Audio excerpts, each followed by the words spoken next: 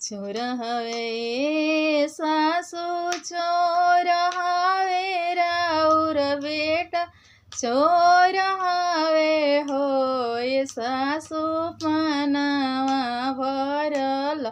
पाना बाटवा राउर बेटा चोरावे ले राउर बेटा चोरा झूठा हुए बहुआ झूठा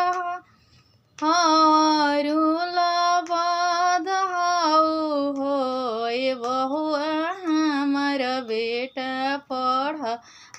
पंडित हो रामायण पढ़े जालन रामायण चोर हवे गोतिनी चोर हवे राउर देवर चोर हवे हो गोतिनी पानवा भरल पानवा टवात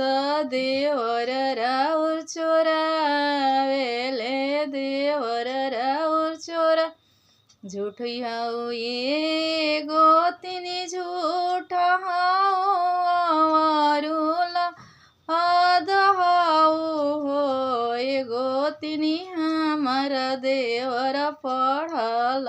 पंडितवा हो रामायण पढ़े जालन रामायण पढ़े जालन।